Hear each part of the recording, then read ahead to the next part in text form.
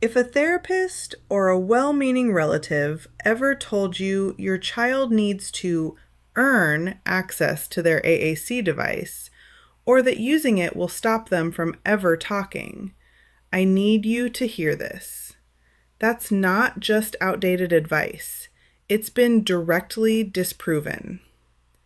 Research on AAC use found that the vast majority of kids actually gain spoken language after starting AAC, not less of it.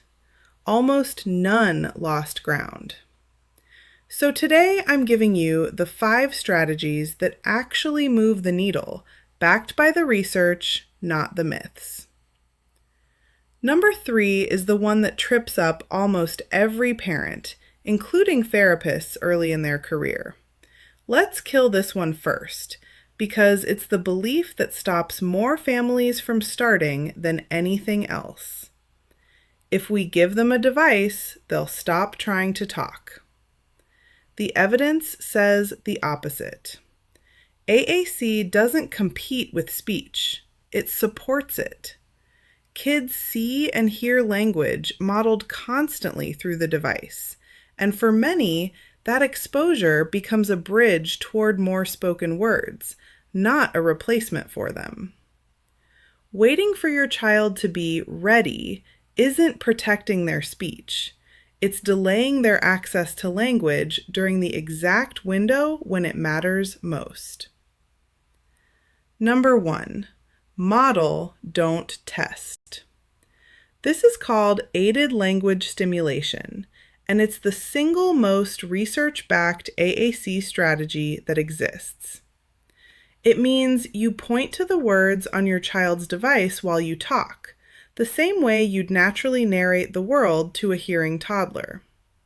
You're not asking your child to perform. You're showing them what language looks like on their system, over and over in real moments. If you're headed to the car, you say, "Let's go," while touching "go" on the device. That's it. That's the whole strategy, repeated relentlessly. Number 2, stop quizzing, start commenting. Where's the dog? What color is that? Can you find happy? It feels like teaching. To your child, it can feel like a pop quiz they didn't study for. And kids under pressure communicate less, not more. Flip your ratio. Aim for roughly 80% comments and 20% questions. Instead of, "What do you want?" try modeling, "I'm hungry, I want crackers," and see what your child does with that. Comments invite language. Questions demand it. Number 3, the one that trips people up most. Every attempt counts, even the wrong one. If your child hits the wrong button, don't correct and move on.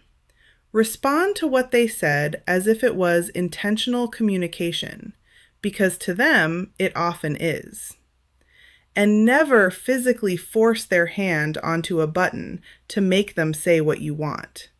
That's not communication anymore. That's compliance. And it teaches your child that AAC is something done to them instead of something that belongs to them.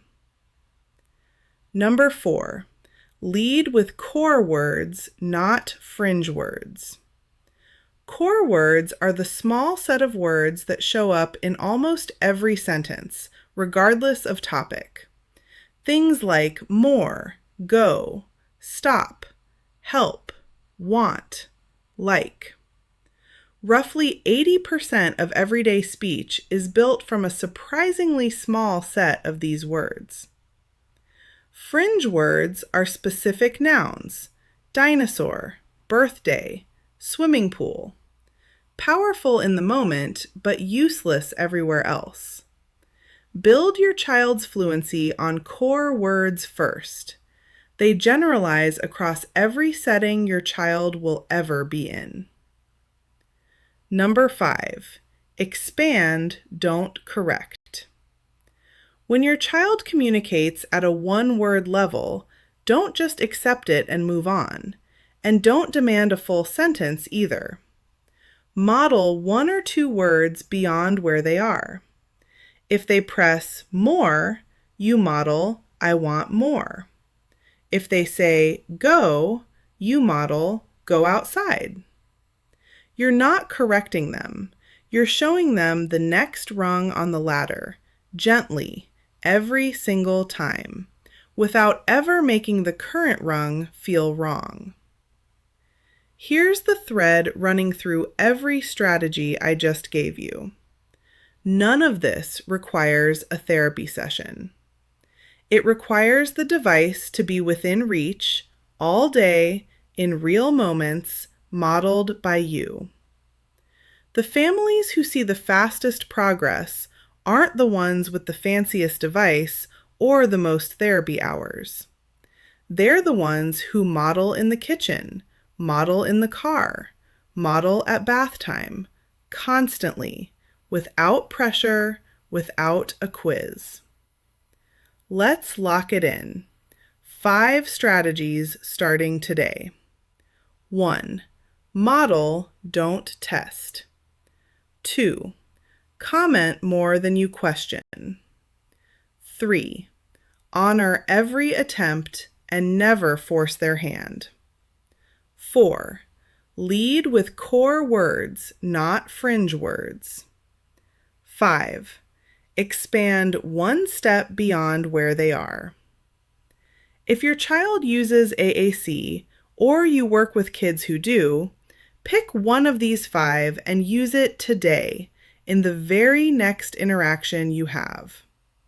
Follow for more of this, because I'm breaking down one of these strategies in full detail every week. Comment which one you're starting with. I read every single one. And send this to another parent or teacher who needs to hear it.